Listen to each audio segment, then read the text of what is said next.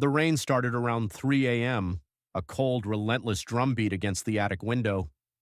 It was the kind of storm that ripped through suburban Connecticut and left the world feeling scrubbed clean, but tonight it only felt like an echo of the chaos raging inside me. I was sitting in my favorite leather armchair, a glass of lukewarm bourbon sweating on the mahogany side table, staring at the thick cream-colored envelope in my hands. Inside was the final notarized version of my last will and testament. It had been sealed for 48 hours of manufactured peace, 48 hours of trying to convince myself I'd done the only thing. If you're watching this video, please like and subscribe now to support me and motivate me to make more such videos. Do let me know in the comments of where you're watching from. I'm Richard Sterling, 71 years old. I built Sterling & Sons Construction from a beat-up pickup truck and a toolbox into the biggest commercial developer in 3 counties. I'm a self-made man, a patriarch. I should be sitting here feeling satisfied, proud, ready for a quiet end, right? But the only thing I felt was a cold, sick dread, because I knew what I'd done. I'd effectively disinherited my only son, Michael. The decision had been agonizing. It felt like tearing a piece of my own soul out, a betrayal of everything a father is supposed to stand for. Yet, the alternative, leaving my legacy, my life's work, everything I had fought for, in the hands of a man who had become a stranger, a callous opportunist, that was a betrayal of my late wife, Eleanor, and a betrayal of myself. I knew with absolute certainty that when Michael found out, the civilized world I'd built for us would cease to exist. He wouldn't just be angry, he would see it as a declaration of war. He believed, deep down in his entitled, spoiled bones, that everything I owned was his by divine right, a future guaranteed the second he was born. The will was a secret locked away in a safe deposit box, but secrets in this family had a terrifying, almost magnetic pull toward the light.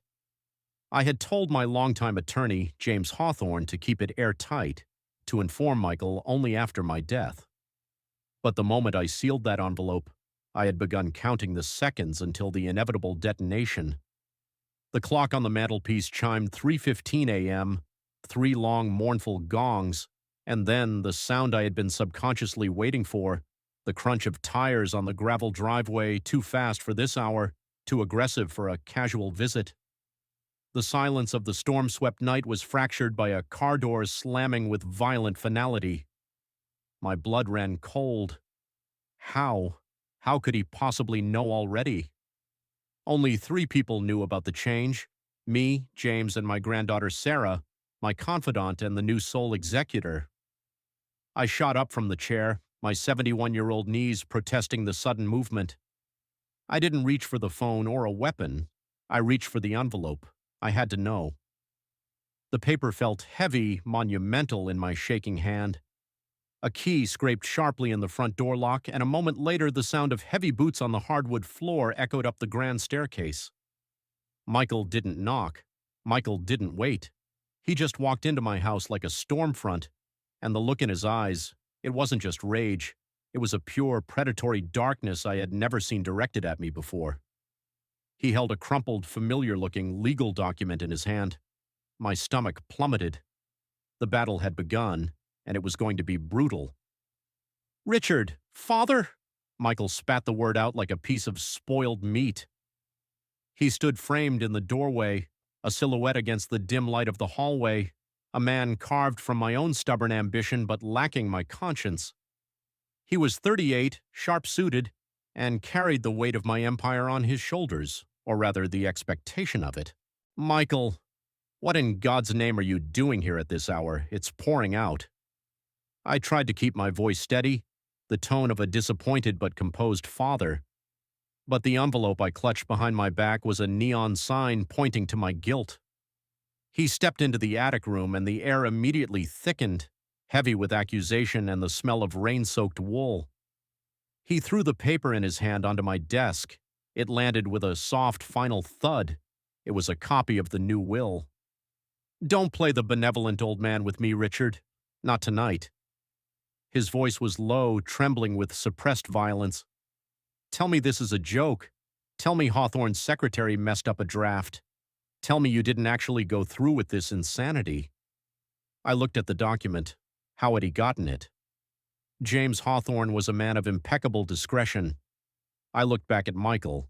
His face was a mask of furious disbelief, the kind a king wears when told his crown has been melted down. You read it, Michael. I don't need to tell you anything. I took a slow, deliberate breath, deciding now was the time for the truth, however ugly. It's real. It's signed. It's final. Final? He laughed, a cold, short, utterly devoid of humor sound. Final? Do you know what you've done?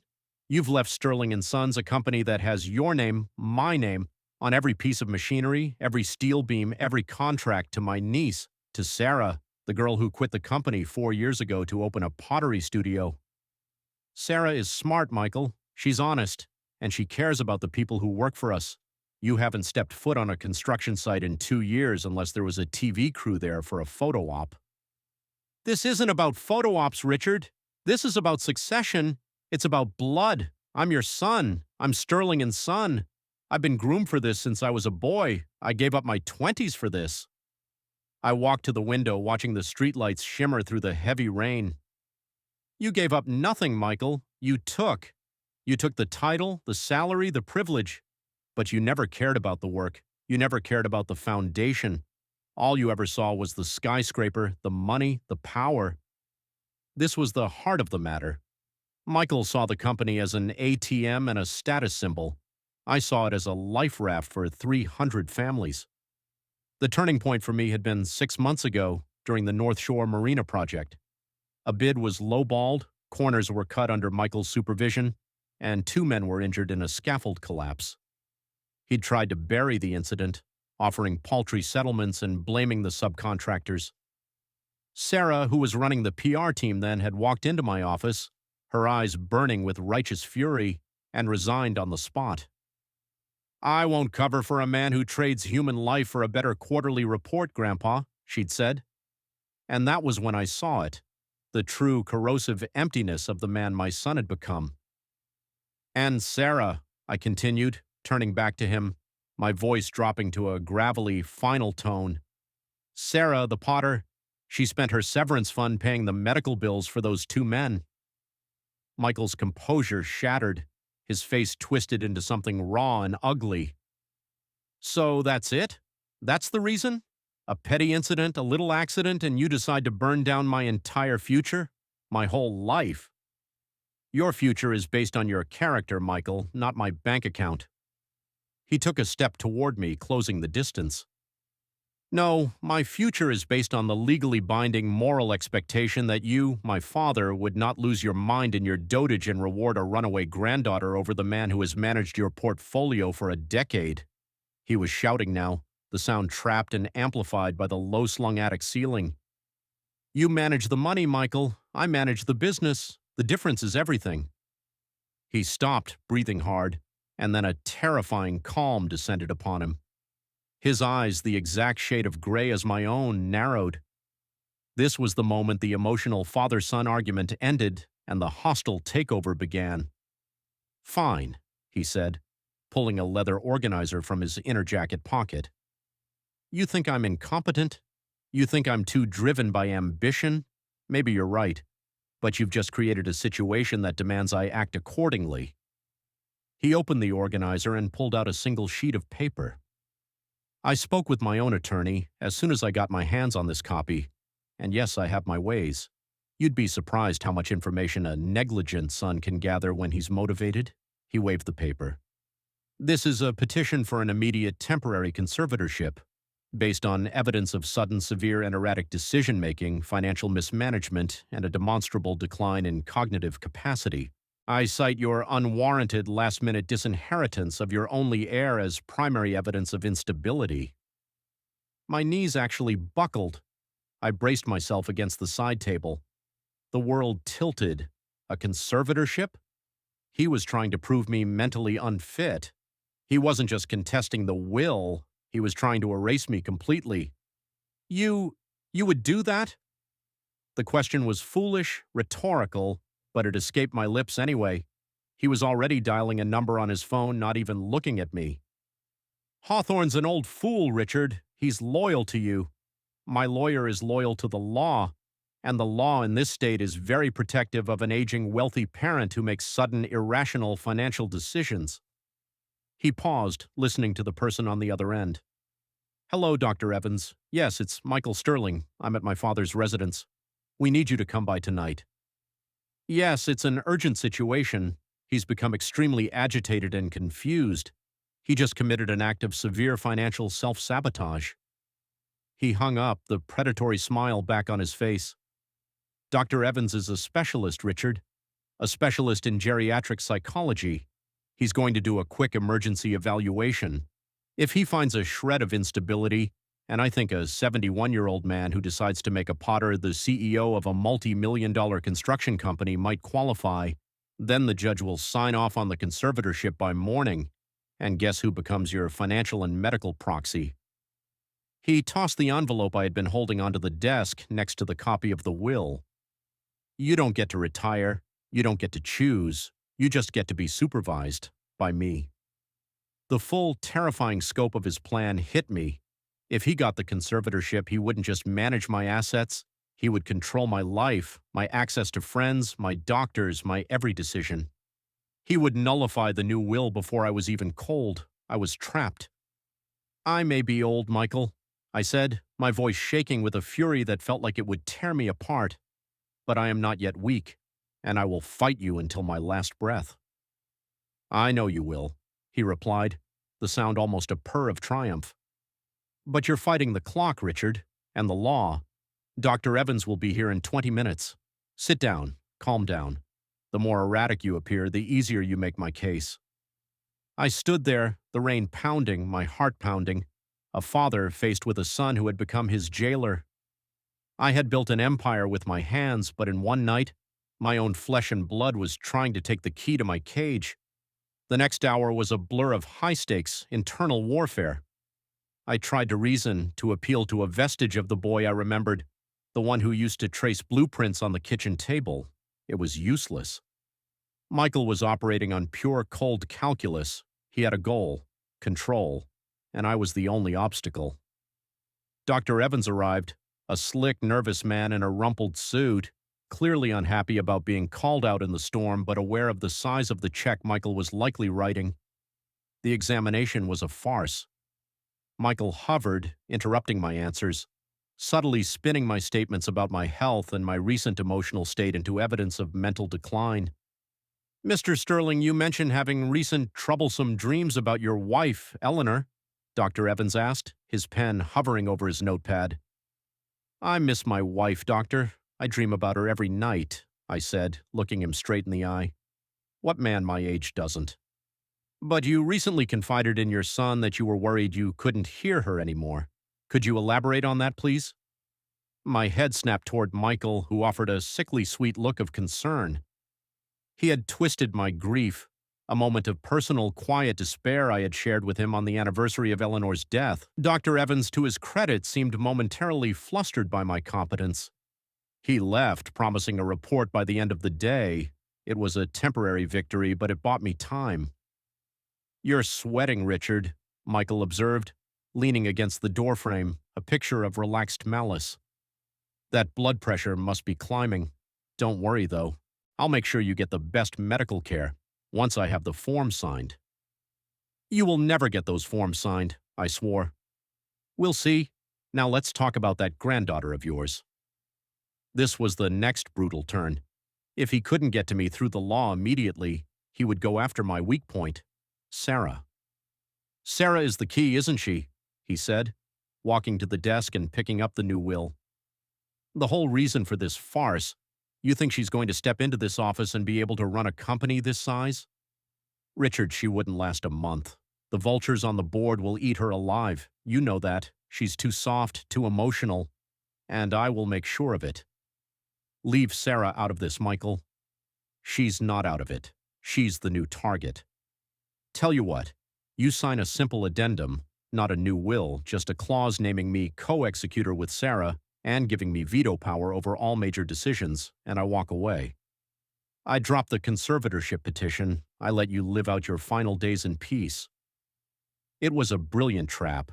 He was asking for a fraction of the power, but it was the fraction that mattered. He would control the company, and I would have sacrificed Sarah's future and my own principles to buy a little peace. No. The word was small, but it was solid. A rock in the torrent. He smiled, a dark, calculating look. Have it your way.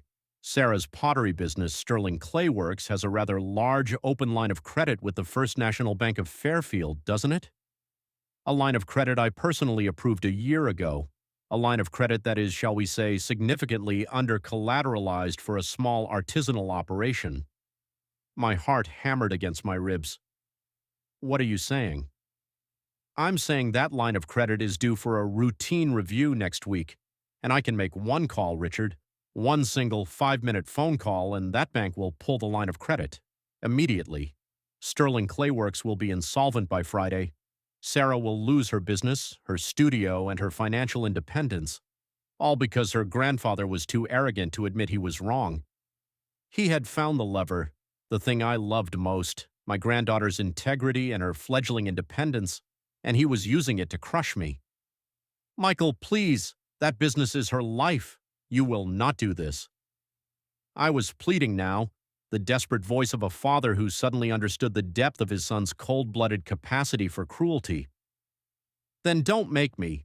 You have 24 hours to call James Hawthorne and have him draw up that co-executor addendum. If I don't hear from him by tomorrow morning, Sarah gets the call from the bank. He turned and walked out, his boots thudding down the stairs. The silence he left behind was louder than the storm. I was faced with a horrifying ultimatum: my life, my freedom, and my legacy, or Sarah's financial ruin. Betray my son's ambition and risk a fight for my sanity, or betray my granddaughter's trust and crush her dream. Either way, I lost. I didn't sleep. The night was a canvas of agonizing internal monologue. What would Eleanor do? She was always my moral compass.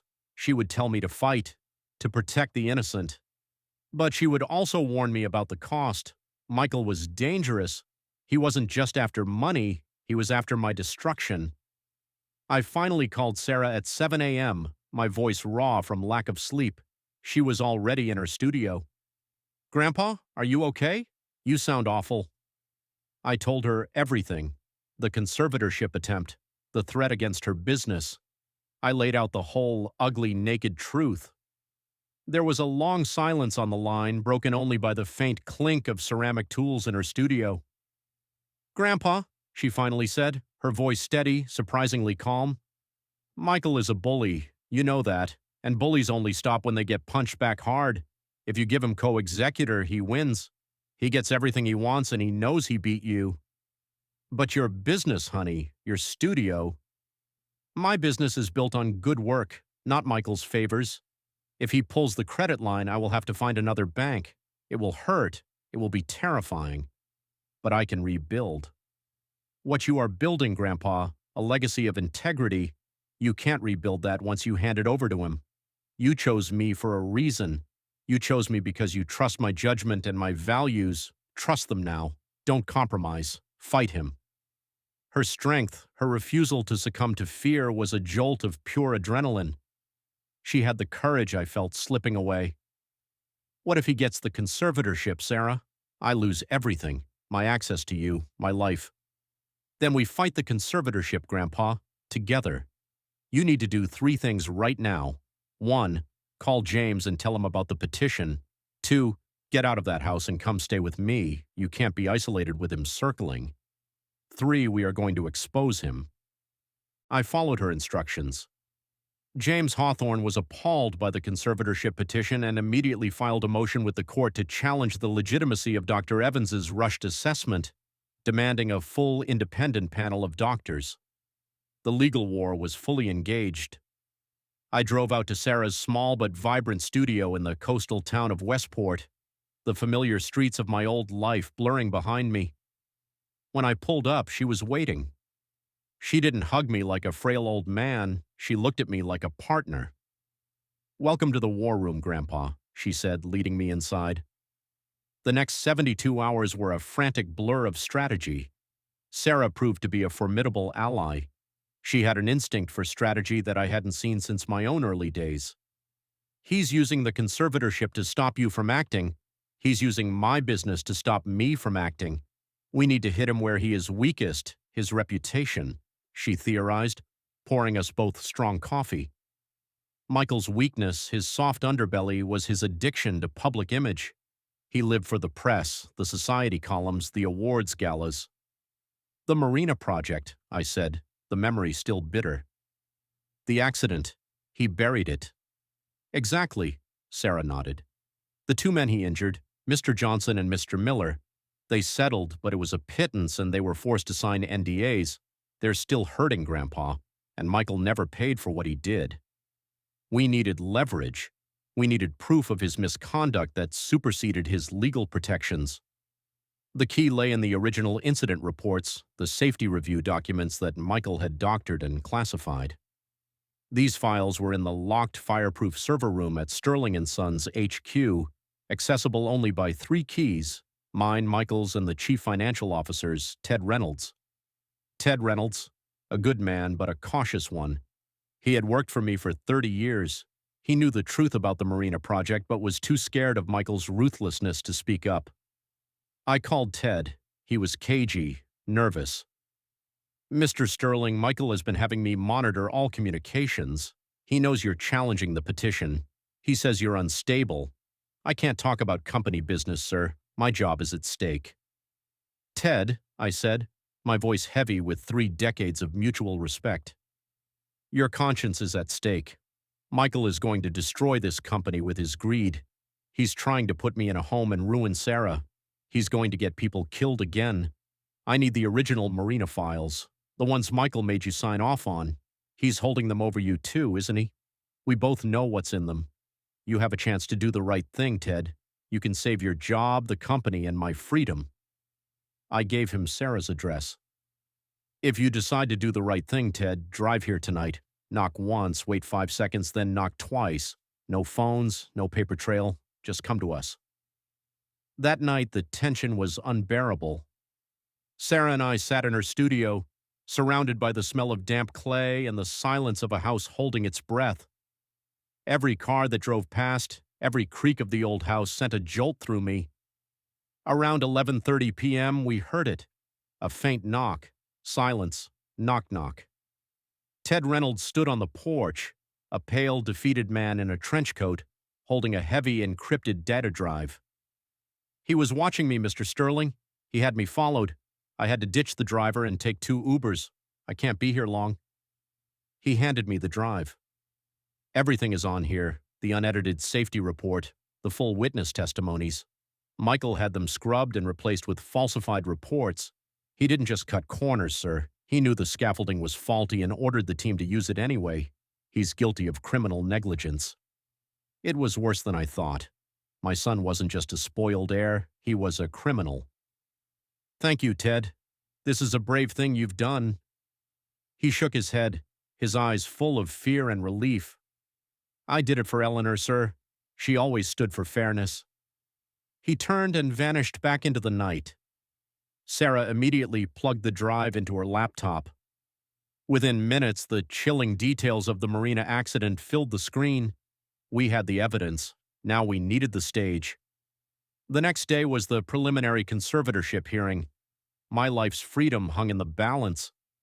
The courtroom in Stamford was sterile, quiet, and packed with lawyers. Michael was there, impeccably dressed, flanked by his high-priced legal team, radiating confidence.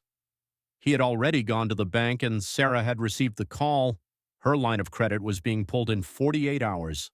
The pressure was mounting.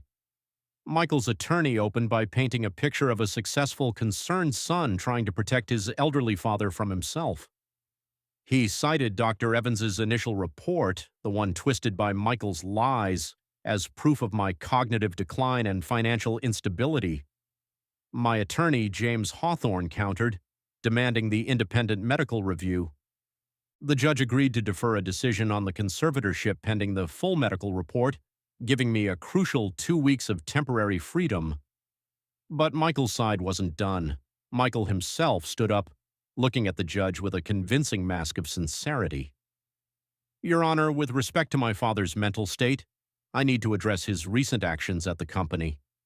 Since my father's erratic will change, he has been attempting to illegally access confidential company files, and worse, he has been contacting employees, attempting to bribe them and coerce them into helping him destabilize the business. He has acted in a way that is detrimental to shareholder value and is— I cut him off, standing up, my heart beating a savage rhythm in my chest. James tried to pull me back, but I shook him off. This was the moment, the showdown. Your Honor, I apologize for the interruption, but my son is not trying to protect my company. He's trying to protect his crimes. A stunned silence fell over the courtroom. Michael's face went white. Richard, sit down, Michael hissed, his composure cracking. I won't sit down, Michael, not until the truth is heard. I turned to the judge, holding up the small encrypted drive Ted Reynolds had given me. Your Honor, my son claims I am unstable. I claim my son is a criminal. I explained the marina accident and the original hidden documents. My son, Michael Sterling, ordered workers onto a structurally unsound scaffold to save $5,000 on a rush job. 2 men were permanently injured, and my son used his influence and the company's funds to coerce them into silence. The proof of criminal negligence, the original unedited files, are on this data drive. He has been manipulating the company, the books, and now my life to cover his tracks and ensure he inherits a clean slate. Michael's attorney was on his feet, shouting objections. Hearsay, slander, the man is clearly having a breakdown.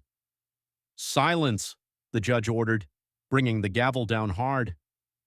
I looked directly at my son, whose eyes were no longer those of a bully, but a cornered animal. You didn't just try to steal my money, Michael.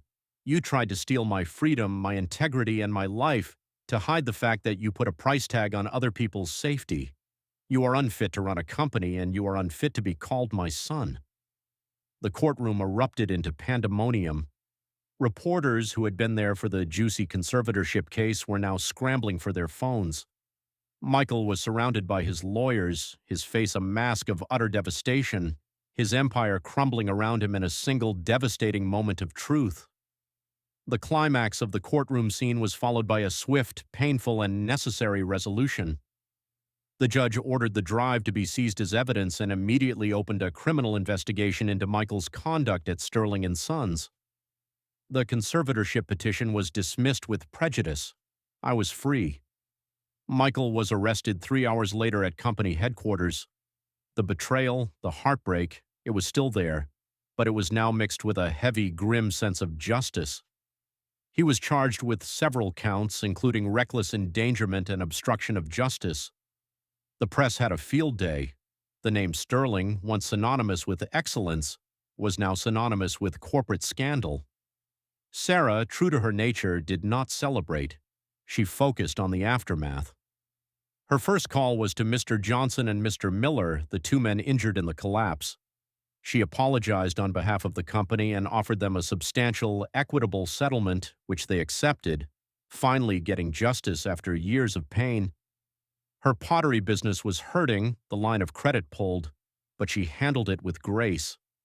She put a call out to her network, and the community, touched by her actions and the story of her fight, rallied around her. Orders poured in, and a local credit union, impressed by her integrity, offered her a better, larger loan. Her business would survive, stronger than before. My health, surprisingly, improved. The weight of the secret, the fear of the future, had been crushing me. Now the truth, however painful, was a tonic. I immediately brought Sarah onto the Sterling & Sons board, announcing her as the new vice chair. We instituted new, strict policies on safety and employee treatment. The company, battered and bruised, was ready for a fresh start. My final conversation with Michael took place 3 weeks later in the county detention center. He was pale, defiant, but fundamentally broken. You won, Richard. You got what you wanted. You destroyed me. I didn't destroy you, Michael. You destroyed yourself. Your greed and your arrogance did this. I simply refused to be collateral damage. So what now? Sarah takes over. You die happy. I go to prison. You pay for your mistakes, Michael. That's what happens now. And as for Sarah, she won't run the company until she's ready. But she is the heir, and she's the one who will restore the Sterling name, not to glory, but to honesty. I paused, looking at my son one last time.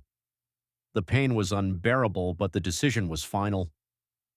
I may have changed my will, Michael, but you forced me to change my life. I had to choose between my blood and my values, and I choose my values.